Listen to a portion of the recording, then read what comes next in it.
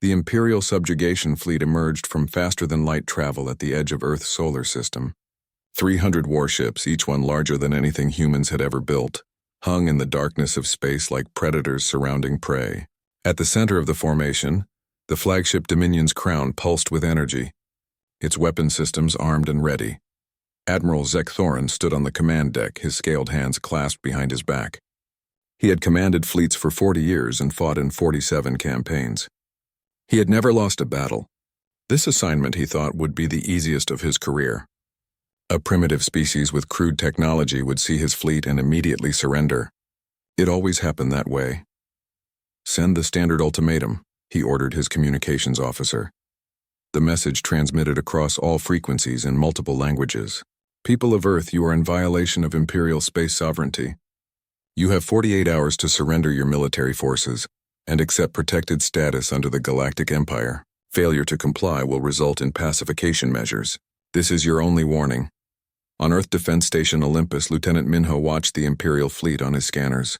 The space station orbited high above Earth, serving as humanity's first line of defense. It was armed with missiles, railguns, and energy weapons that Earth's best scientists had developed.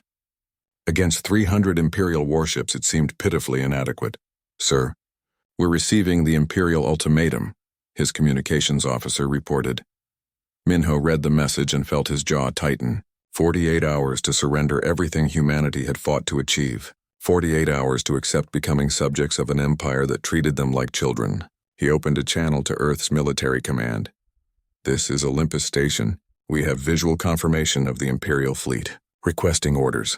The response came quickly from Earth's newly formed Space Defense Council. "All units are authorized to defend Earth's sovereignty. We do not surrender. Repeat, we do not surrender." Minho allowed himself a small smile. He had expected nothing less. "Understood, Command. Olympus Station will hold the line." Across the solar system, humanity's small fleet mobilized. 43 ships built in secret over the past year in asteroid shipyards powered up their engines. They were not as large or as advanced as Imperial vessels, but they were fast and maneuverable. More importantly, they were crewed by humans who had grown up watching their species reach for the stars despite every obstacle. Captain Yuna commanded the destroyer Sol's Fury, one of 12 ships designated for the first defensive action. She was young for a captain, only 32, but she had trained as a fighter pilot before transferring to space operations. She understood three-dimensional combat in ways that others struggled to grasp. "All ships, this is Yuna," she broadcast to her small squadron. "We're going to engage the Imperial Vanguard in the asteroid belt. Command thinks we're buying time. They're wrong. We're going to teach these aliens that humans don't roll over and die." Her tactical officer looked worried. "Captain, they outnumber us 25-1. Their ships are better armed and better shielded." "True," Yuna acknowledged, "but they've never fought anyone who fights the way we do. They expect honor. They expect rules. We're going to show them what desperate humans can accomplish." She led her squadron into the asteroid field, a region of space filled with rocks ranging from pebbles to mountains. The Imperial Vanguard followed, confident in their superior technology. Admiral Zek Thorin watched from his flagship, considering the human action more of a noble sacrifice than a real threat. "They wish to die with honor," he said to his first officer. "We shall grant them that dignity." The battle began as a standard engagement. Imperial ships fired their beam weapons at the human vessels, expecting quick victories. But the human ships moved differently than any opponent the Empire had faced. They dove between asteroids using the rocks as cover. They accelerated and decelerated in patterns that seemed random, but were actually carefully calculated. Yuna's ship took a hit that knocked out her forward shields. Instead of retreating, she flew directly at the Imperial cruiser that had fired on her. At the last moment, she veered aside, positioning a large asteroid between her ship and the enemy. The Imperial cruiser fired, hitting the asteroid and creating a cloud of debris that temporarily blinded their sensors. "Fire everything," Yuna commanded. Sol's Fury unleashed every weapon it had. Missiles streaked through the debris cloud, guided by thermal signatures rather than visual tracking. Half of them struck the Imperial cruiser's weakened rear shields. The massive ship shuddered under the impact. Across the battlefield, other human captains used similar tactics. They targeted life support systems instead of weapons. They used their own damaged ships as decoys, They deliberately crashed into Imperial vessels when other options were exhausted. These were not the tactics of honorable warriors. These were the tactics of survivors who fought to win at any cost. Admiral Zek Thorin watched in growing disbelief as his vanguard struggled against 12 primitive vessels. "This is impossible," he muttered. "Their technology is inferior. They should not be able to resist." "Admiral," his tactical officer reported, "3 of our cruisers have been destroyed. 4 more are heavily damaged. The humans are using unconventional attack patterns. Our defensive protocols are not designed for this type of combat." "Adjust and adapt," Zek Thorin ordered. "We have superior numbers. Overwhelm them with firepower." But overwhelming firepower was not as simple as it sounded when fighting in an asteroid field against opponents who refused to fight predictably. Every time an Imperial ship moved to engage a human vessel, another human ship would attack from an unexpected angle. They worked together with a coordination that suggested years of practice, even though humanity had only been in space for a few decades. Yuna's ship took more hits. Her engines were failing, her weapons nearly depleted. She opened a channel to the Imperial flagship, knowing they would be listening. "Admiral Zek Thorin," she said, her voice steady despite the damage alarms blaring around her. "I am Captain Yuna of the destroyer Soul's Fury. You offered us 48 hours to surrender. I have a counter-offer. Leave our system now and we will allow you to retreat with honor." Zek Thorin's scales flushed with anger at the audacity. "Captain, your ship is dying. I will allow you to surrender and save your crew." Yuna laughed. "You still don't understand. Humans don't surrender. We fight until we cannot fight anymore. And even then, we take our enemies with us." She accelerated directly toward the Imperial flagship.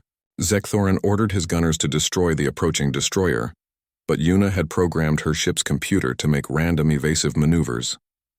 Even with her engines failing, Soul's Fury dodged enough fire to close the distance. "For Earth," Yuna said quietly, and activated the self-destruct sequence. The explosion was not large enough to destroy the Imperial flagship, but it struck the shield generators with precision. The shields flickered and failed. For 30 seconds, the most powerful ship in the Imperial fleet was vulnerable. The other human ships did not waste the opportunity. Every remaining missile and railgun round in their arsenal targeted the flagship. Zek Thorin's ship survived, but barely. The command deck was breached. Half his crew was dead. The mighty Dominion's crown limped away from the battle, trailing atmosphere and debris. The human squadron was destroyed. All 12 ships gone, but they had taken 12 Imperial vessels with them, including the near destruction of the flagship. It was an exchange rate that should have been impossible. As the surviving Imperial ships regrouped, Admiral Zek Thorin stared at the tactical display. He had won the battle, technically. The human ships were destroyed, but he felt no sense of victory. Instead, he felt something he had not experienced in 40 years of warfare: fear. "Send a message to the Council," he ordered, his voice hoarse. "Request reinforcements, and inform them that these humans fight without honor, without mercy, and without any expectation of survival. They are not like any species we have encountered." His first officer, who had never seen the Admiral shaken, asked quietly, "Sir, what do we do now?" Zek Thorin looked at Earth, visible as a small blue marble in the distance. "We pull back and reassess, and we pray that the Council sends enough ships, because I do not think 300 will be sufficient." On Earth, the news of the battle spread quickly. 12 ships destroyed. Captain Yuna and her entire squadron gone. But they had proven something crucial. The Empire could bleed. And if the Empire could bleed, then the Empire could be beaten. Humanity prepared for the next wave, knowing that the real war had only just begun. The Grand Hall of Vexaris Prime stretched higher than any building on Earth. Thousands of representatives from hundreds of worlds filled the space, their voices creating a constant hum of conversation. At the center of it all sat the Galactic Council, 7 beings who had ruled the known universe for 3,000 years without challenge.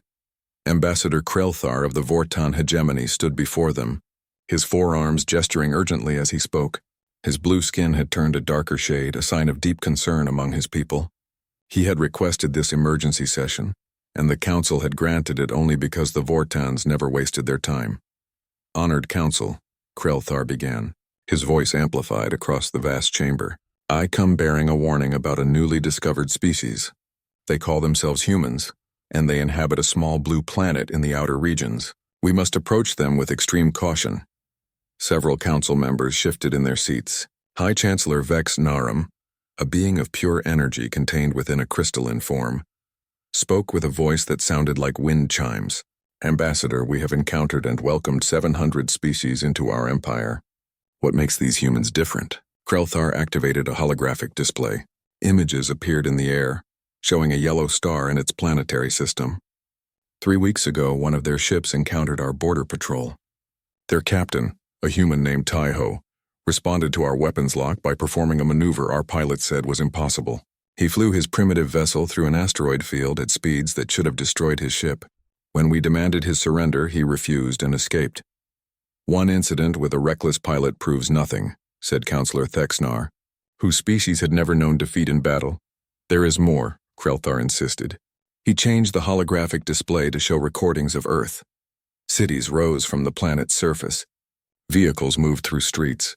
Ships sailed across vast oceans. We have observed their planet. These humans are constantly at war with each other. In just the last 100 years, they have fought 2 massive global conflicts that killed millions.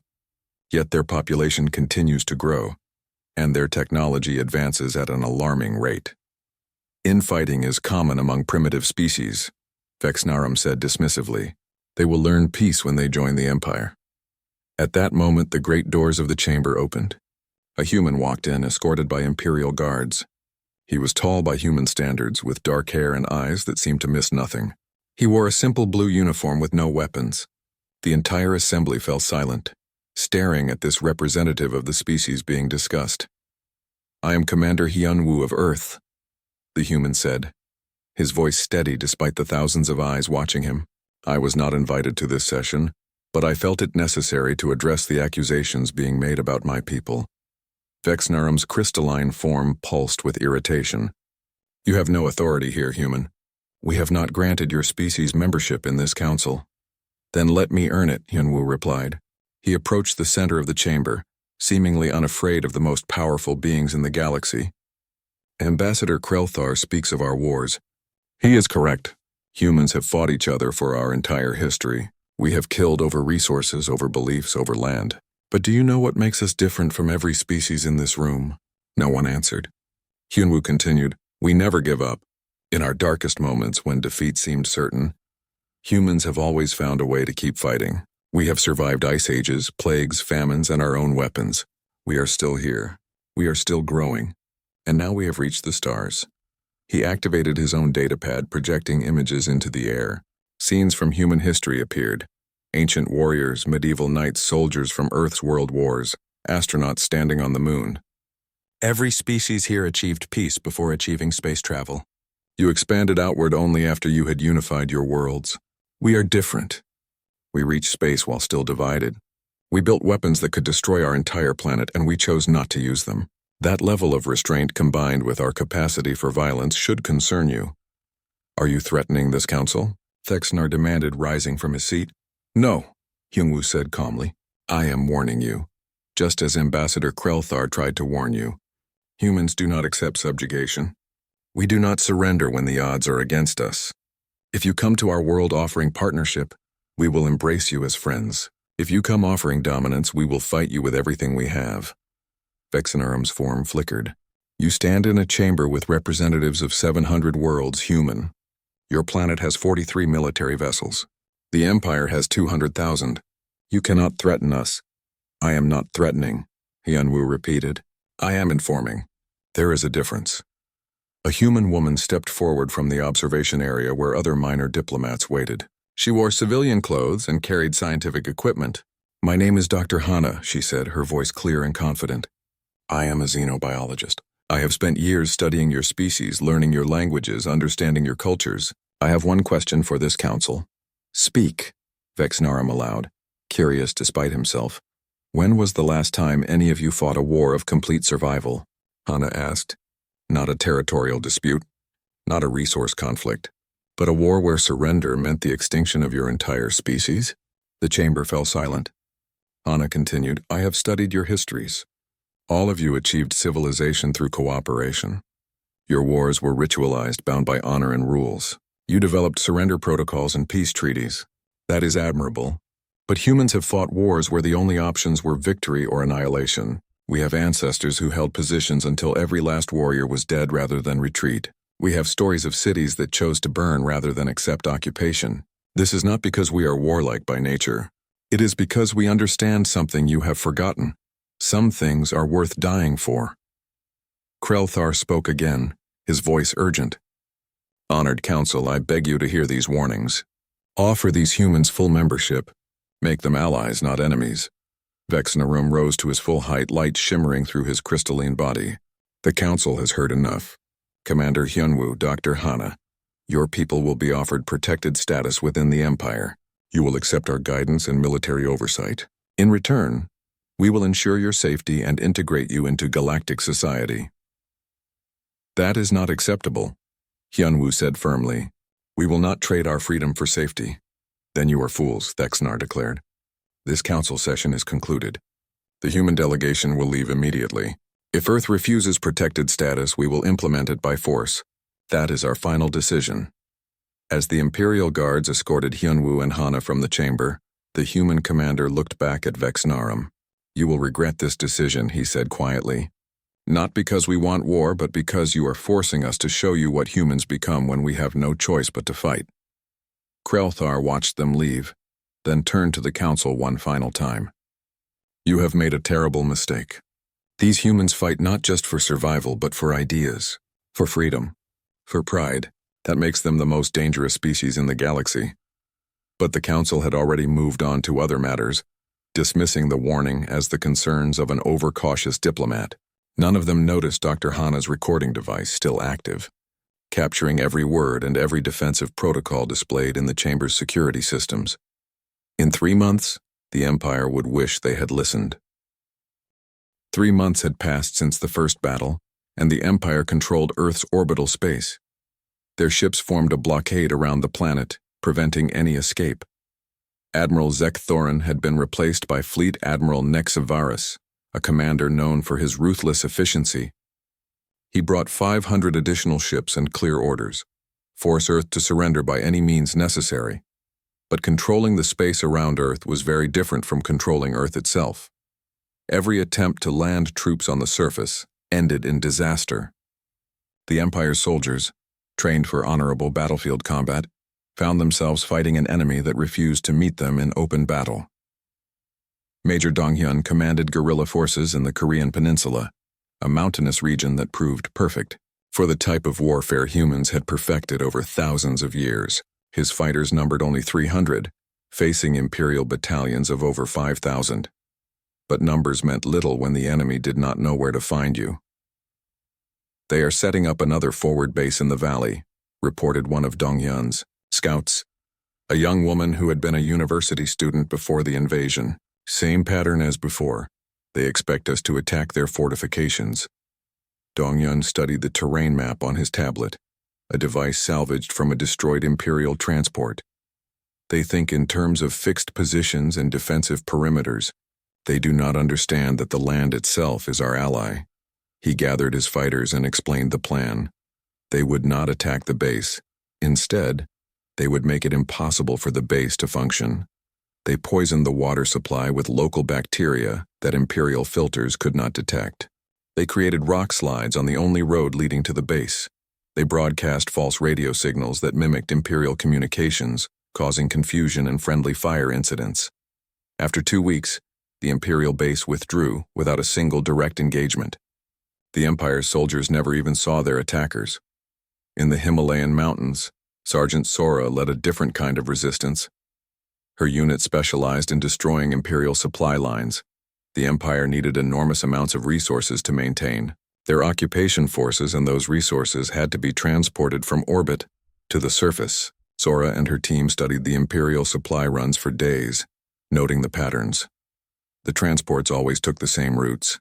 They always landed at the same times. The Imperial military, so advanced in technology, was completely predictable in its operations. They have never fought an enemy that does not follow their rules, Sora explained to her second-in-command, a former mountain guide named Jinwoo. They announce their movements because they expect everyone else to do the same. In their culture, surprise attacks are considered dishonorable. Then they will learn new lessons about honor, Jinwoo replied grimly. They positioned themselves in a narrow mountain pass that the Imperial transports had to navigate. Using explosives made from captured Imperial power cells and local materials, they created a trap that would have made their ancestors proud. When the supply convoy entered the pass, Sora triggered the charges. The explosion brought down half the mountain. 3 Imperial transports were buried under thousands of tons of rock. The survivors sent out distress calls, but by the time rescue ships arrived, Sora's team had vanished into the mountains they had known their entire lives. The incident was repeated across the planet. In the African plains, fighters used the tall grass and their knowledge of animal behavior to ambush patrols. In the Amazon rainforest, resistance groups used the dense vegetation and extreme weather to their advantage. In the Australian outback, guerrillas led Imperial troops into the desert and left them to die of heat and thirst. The Empire lost more soldiers to Earth's environment and its people's knowledge of that environment than to direct combat. Fleet. Admiral Nexavaris watched the casualty reports with growing frustration. His forces controlled the sky, but they could not control the ground. Every position they established was harassed until it became untenable. Every patrol that left the security of their bases suffered losses. This is unacceptable, Nexavaris declared to his senior officers. We have superior technology. We have superior numbers. How can we be losing to these primitives? They do not fight like any enemy we have encountered, his ground commander explained. They hide among their own civilians. They use their knowledge of local terrain against us. They attack our supply lines and infrastructure rather than engaging our combat forces directly. Our soldiers are trained for battlefield warfare, not this type of conflict. Then begin orbital bombardment, Nexavaris ordered. Target their military installations. Show them the price of resistance. The bombardment began the next day. Orbital weapons struck military bases, communication centers, and industrial facilities across Earth. Thousands of humans died. Cities burned. But instead of breaking human resistance, the bombardment made it stronger. In underground bunkers deep beneath the surface, Engineer Jihoon led teams of scientists and technicians who had been preparing for exactly this scenario. They had studied every piece of Imperial technology they could capture or steal. Now, with Earth under direct attack, they worked around the clock to level the playing field. The Imperial shields operate on a rotating frequency pattern, Jihoon explained to his team, pointing to data on multiple screens. They assume no one can predict the pattern because it changes every nanosecond. But we have recorded 3 months of data. The pattern is not random. It is algorithmically generated, and we have cracked the algorithm. His lead physicist, a woman named Dr. Sun Hee, who had won prestigious awards before the war, studied the data. If we can predict the shield frequency, we can tune our weapons to pass through.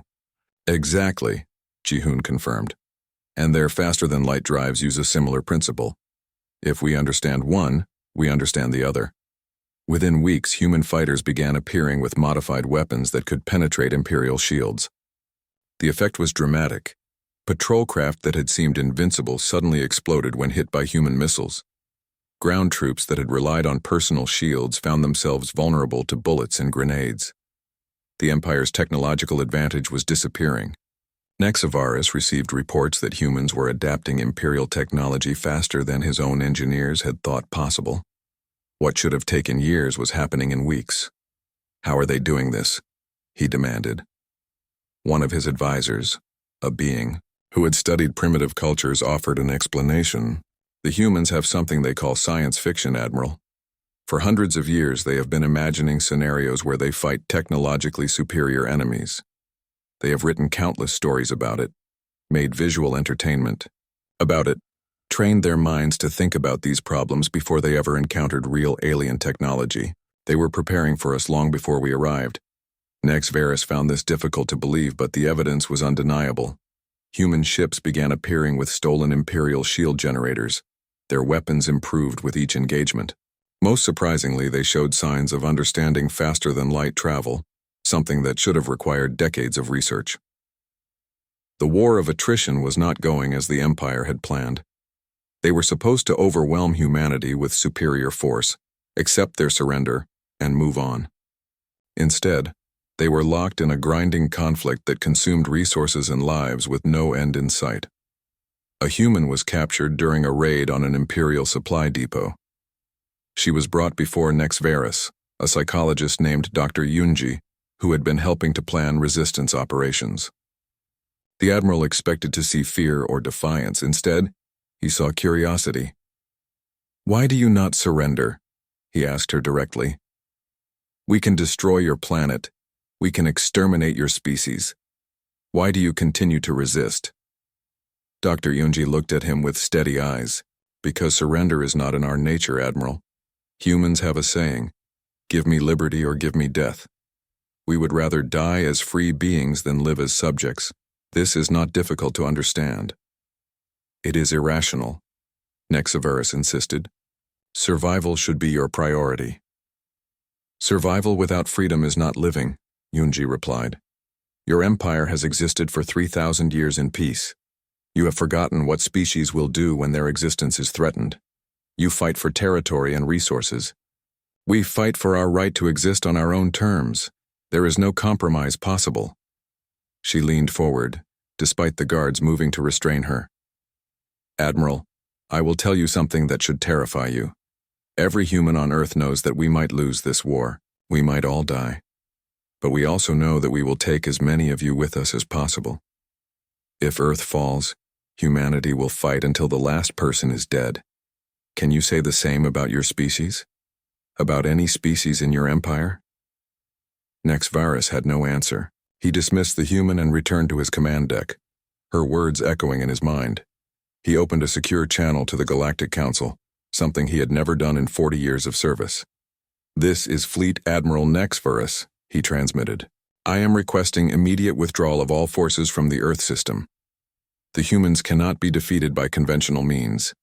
They have shown the capability and will to fight until complete extinction. If we continue this campaign, we will win only a dead planet filled with our own casualties. This war is unwinnable. The response from the Council would determine the fate of both spec." The Galactic Council chamber was in chaos. Fleet Admiral Nexvarus's request for withdrawal had reached them. And for the first time in 3,000 years, the Council faced the possibility of admitting defeat. Representatives from hundreds of worlds argued loudly, their voices echoing through the vast hall. High Chancellor Vexnarum raised his crystalline form, and silence gradually fell. "The Council will not authorize retreat," he announced, his voice resonating with finality. "The Empire has never withdrawn from a subjugation campaign. To do so now would encourage every primitive species to resist our protection. But the humans are different," Ambassador Krelthar pleaded from his position in the Assembly. "I warned you before. I warn you again. These beings will destroy themselves rather than submit. There is no victory to be gained here." "There is always victory when we possess superior force," Councillor Thexanar declared. "The problem is that we have been too lenient. We have fought with honor against an enemy that has none. It is time to show these humans the true power of the Empire." Vexnarum's form pulsed with light. "The Council has made its decision. We will deploy the Dreadnought Eternity's Wrath. The humans will be given one final chance to surrender. If they refuse, we will demonstrate what happens to those who defy the Empire." A shocked silence filled the chamber. The Eternity's Wrath was a planet killer, a weapon so powerful it had never been used in actual combat. For 3,000 years, its mere existence had been enough to prevent resistance. The thought of actually firing it was almost unthinkable. "Surely this is excessive," one representative protested. "The humans are stubborn, but they are not a real threat to the Empire." "They are a threat to our authority," Vexnarum replied coldly. "If one primitive species can resist us successfully, others will follow. The humans must serve as an example. Either they surrender or their planet dies. There is no third option." On Earth, intelligence networks picked up unusual communications from Imperial space. Captain Shungmin, who had been coordinating humanity's spy operations, noticed a massive energy signature moving toward their solar system.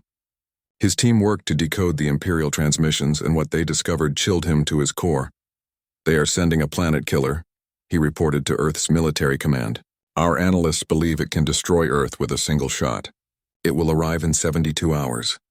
The command center fell silent. Everyone present understood what this meant. Earth's defenses, impressive as they had become, could not stop a weapon designed to annihilate entire worlds. Humanity had fought brilliantly for 3 months, but now they faced the reality of the Empire's full power. "We need options," demanded General Baekhyun, the senior military commander. "Tell me we have something that can stop this." Sungmin pulled up data on his screen. "Our engineers have been working on an experimental ship. It is called Ghost of Terra. It uses stolen Imperial technology combined with human innovations. It is the fastest ship we have ever built. In theory, it could reach the Dreadnought before it enters firing range of Earth." "What is the plan?" Baekhyun asked. "We send a volunteer crew through Imperial lines. They reach the Dreadnought. They destroy it from the inside using a gravity bomb, another experimental weapon that might penetrate the ship's internal shields." Sungmin paused. "It is a one-way mission, General. The crew will not survive." The room was silent for a long moment. Then a voice spoke from the doorway. "I will lead the mission." Commander Minji entered the command center. She was the same rank as Commander Hyunwoo, who had confronted the council months ago. She had trained as both a pilot and an engineer, making her one of the few people qualified to command such a desperate mission. "Commander, you understand this is certain death," Baekhyun said quietly. "I understand," Minji replied, "but I also understand that if we do nothing, everyone on Earth dies. If my crew and I can stop that weapon, our deaths will save billions. There is no question in my mind." "We go." Within hours, 200 volunteers had stepped forward. They were the best pilots, engineers, and soldiers humanity had.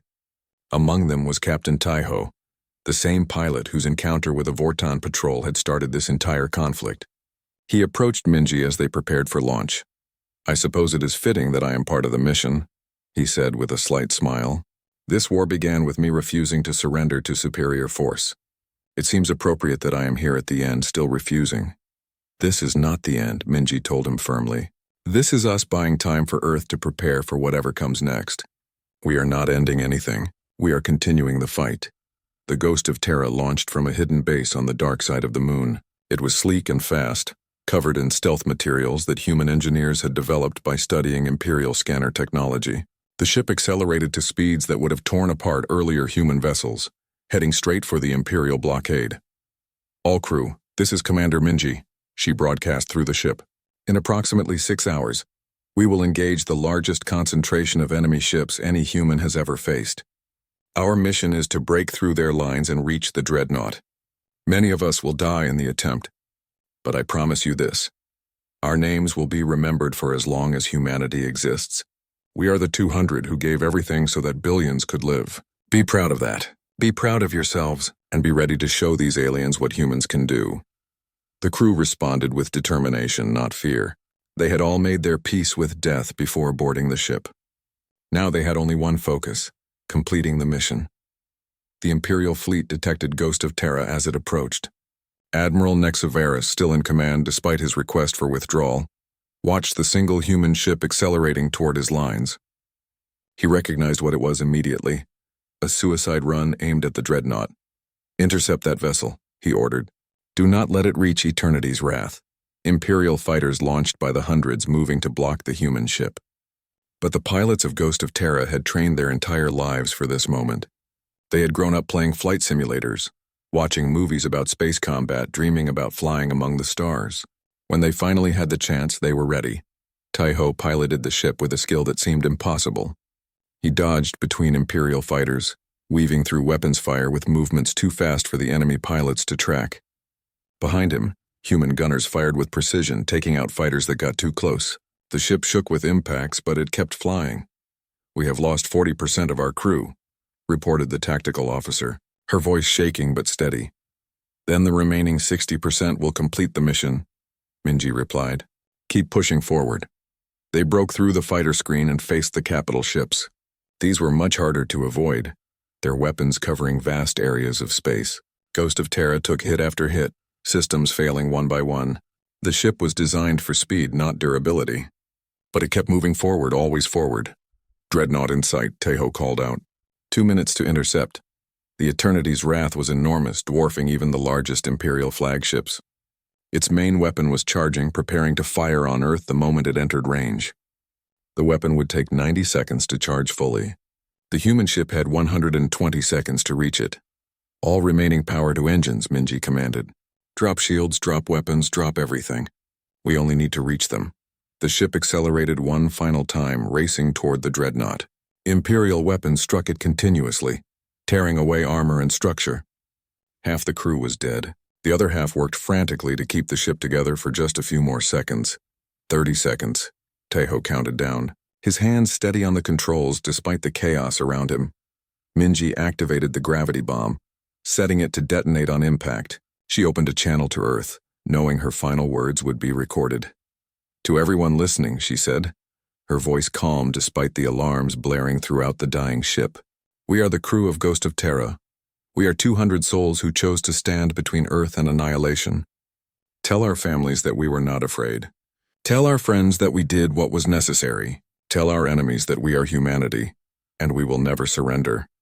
The ship struck the Eternity's Wrath directly at the base of its main weapon. The gravity bomb detonated, creating a localized collapse of spacetime that tore through the dreadnought from the inside. The weapon that was supposed to destroy planets instead destroyed itself, ripping apart in the explosion that lit up space like a new sun. Admiral Nex Varus watched the destruction of the planet killer in stunned silence. 200 humans had just destroyed the Empire's most powerful weapon. They had known they would die, and they had done it anyway. For the first time in his career, Nex Varus felt something he had never experienced before: respect for an enemy. These humans were not primitive. They were not weak. They were warriors in the truest sense, willing to sacrifice everything for what they believed in. He opened a secure channel directly to the Galactic Council, bypassing all protocols. High Chancellor, I am ordering all Imperial forces to cease offensive operations. If you do not authorize withdrawal, I will give that order myself and face whatever consequences you decree. These humans have earned the right to survive. We were wrong to attack them. Ambassador Krelthar was right to warn us, and we will lose this where the destruction of the Eternity's Wrath changed everything. Across the Empire, species that had accepted subjugation without question began to whisper. If humans could destroy a planet killer, what else could they do? If 200 volunteers could stop the Empire's greatest weapon, what could billions of humans accomplish if they truly went on the offensive? Admiral Nex Varus had ceased offensive operations, but the Galactic Council refused to order a full withdrawal. High Chancellor Vexnarum saw the situation differently. The destruction of the dreadnought was not a sign of human strength, he argued, but of Imperial weakness. He dispatched more ships, more weapons, more troops. The Empire would not be defeated by a single primitive species, but the Empire's morale was breaking.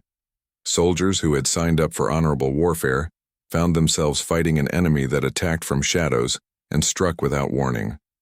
Pilots who had trained in civilized combat academies faced human opponents who had learned to fly by playing games and watching entertainment. Engineers who followed established procedures competed against humans who broke rules and invented solutions on the fly. On Earth, the tide was turning. Admiral Jiwan took command of the Solar Defense Fleet, which now numbered 200 ships. They had been built in secret shipyards hidden in asteroid fields and on the moons of outer planets. Each one incorporated stolen Imperial technology with human innovation. They were not as large as Imperial warships, but they were fast, maneuverable, and crewed by people who had been fighting for their survival for 4 months. All ships, this is Admiral Jiwan, she broadcast to her fleet. For 4 months we have defended. For 4 months we have survived. Today we attack. The Empire came to our system to force us into submission. They will learn that humans do not submit. We take the fight to them. The fleet moved out from behind the moon, accelerating toward the Imperial blockade. The Empire's sensors detected them immediately, and alarms spread through their ships. 200 human vessels against 300 Imperial ships should have been suicide, but the humans had learned from every battle, studied every Imperial weakness, and refined their tactics until they had become deadly. The battle began in the space between Earth and Mars. Human ships moved in coordinated groups, covering each other's weaknesses and exploiting every advantage. They had studied how Imperial ships communicated, how their commanders thought, how their tactics worked. Now they used that knowledge against them. Jiwan's flagship, the Defender's Pride, led a squadron against an Imperial heavy cruiser. Instead of engaging directly, they performed a complex maneuver that positioned them in the cruiser's sensor blind spot. A weakness Dr. Hana had identified months ago when she was first studying Imperial technology. From that position, they could fire without effective retaliation. The cruiser tried to turn, but human ships moved faster than Imperial vessels. They had sacrificed armor for speed, accepting greater risk for greater capability. The cruiser's shields collapsed under focused fire, and the ship was forced to retreat. Similar scenes played out across the battlefield. Human captains used tactics that the Empire considered dishonorable, but were devastatingly effective. They pretended to retreat, then ambushed pursuers. They broadcast false surrender signals, then attacked when Imperial ships moved in to accept. They targeted command centers and life support instead of weapons and engines, forcing ships to withdraw to save their crews. After 6 hours of combat, the impossible happened. The Imperial fleet retreated beyond Mars' orbit. They had lost 30 ships. The human fleet had lost 40, but they held the field. For the first time since the war began, Earth's orbital space was free of Imperial control. News of the victory spread across Earth like wildfire. People celebrated in the streets, not because the war was over, but because they had proven something essential. The Empire could be beaten. In a hidden base beneath the Rocky Mountains, Engineer Jihoon gathered his team. They had been working, non-stop for 4 months, reverse engineering Imperial technology. Now they had achieved something remarkable, a working, faster-than-light drive. It is not as efficient as the Imperial version, Jihoon explained to General Baekhyun, who had come to inspect the prototype. But it works. We can reach the Imperial border systems in approximately 2 weeks. Baekhyun studied the sleek ship that housed the experimental drive. You are suggesting we take the war to them? That seems extremely risky. Remaining defensive is also risky, Jihoon countered. The Empire has thousands of ships. They will keep sending them until we are overwhelmed. But if we strike at their territory, if we show them that Earth can threaten their worlds just as they have threatened ours, we change the strategic situation entirely. The general was silent for a long moment. Then he smiled. Humanity did not survive by playing it safe. Prepare your ship. We are going on the offensive. The first human strike force consisted of 20 ships equipped with the new faster-than-light drives. They were led by General Dong-hyun, the same officer who had commanded guerrilla forces on Earth's surface. He understood something that many military leaders missed. Warfare was not about following rules. It was about finding what your enemy did not expect and doing exactly that. The strike force emerged from FTL near a Vortan military outpost on the edge of Imperial space. The outpost was designed to withstand siege warfare, with massive shields and weapons designed to hold off large fleets for months or years. But it was not designed to defend against the tactics humans had developed. Intelligence reports say, "This fortress has never fallen in 200 years, Dong-hyun told his officers. We will take it in 6 hours. They began by broadcasting surrender requests, which the Vortan commander ignored. Then, human ships approached slowly, as if uncertain. The Vortans held their fire, confident in their defenses. What they did not know was that human engineers had programmed drones to look identical to human ships on sensors. Half the approaching vessels were drones. When they were close enough, they accelerated to ramming speed and struck the fortress shields simultaneously. The shields, not designed to handle multiple simultaneous impacts, fluctuated for 3 seconds. 3 seconds was enough. Human marine dropships, which had been hiding in the sensor shadow of a nearby moon, launched during those 3 seconds. They landed on the fortress hull before the shields could recover. The Marines cut through the armor using stolen Imperial plasma torches and entered the station. The fighting inside was brutal. Vortan soldiers trained for organized battlefield combat found themselves facing humans who moved through corridors like predators. The Marines used smoke grenades, flashbangs, and psychological warfare. They spoke Vortan phrases they had learned specifically to confuse and demoralize. They attacked from unexpected angles and vanished before counterattacks could reach them. 6 hours after the attack began, the fortress commander surrendered. He had never encountered an enemy that fought this way. His soldiers were trained warriors, but they were not trained to fight humans. Dongyan accepted the surrender and treated the prisoners with respect, as required by Earth's military codes. But he also broadcast recordings of the battle across Imperial communication networks. The message was clear. Earth was no longer defending. Earth was attacking. The psychological impact was enormous. For 3,000 years, the Empire had been the aggressor. Member species might fight each other, but no one attacked the Empire itself. Now humans were striking Imperial territory, capturing fortresses and broadcasting their victories for all to see. Ambassador Krelthar watched these developments with mixed feelings. He had warned the Council about humanity's danger, and everything he predicted was coming true. But he also saw an opportunity. The Vortan hegemony had never been comfortable with the Empire's domination. They had joined for protection, not out of loyalty. He reached out secretly to Dr. Hana, who was now serving as Earth's chief intelligence officer. "We need to talk," his message said simply. They met on a neutral asteroid, both arriving in small, unarmed ships. Hana remembered Krelthar from the council session where he had tried to warn everyone about humanity. She had respected him then. She respected him now. "Your people are winning this war," Krelthar said without preamble. "Not militarily, not yet. But you are winning the psychological war. Species across the Empire are questioning whether we should continue fighting you." "Then help us end it," Hana replied. "Your people can be free of the Empire's control, so can dozens of other species. All we need is for you to stand with us instead of against us." Krelthar's forearms moved in a gesture of concern. "If we openly support humanity, the Empire will turn against us. We do not have your capacity for total war." "You do not need to fight like us," Hana assured him. "You just need to stop fighting for them. Share intelligence, delay reinforcements, create diplomatic complications. Let humans do the dangerous work." The Vortan ambassador considered this. His species had been part of the Empire for 800 years, but they had also been a free species for millions of years before that. The question was which they valued more: safety or sovereignty. "I cannot make this decision alone," Krelthar said finally, "but I will present it to my government. A.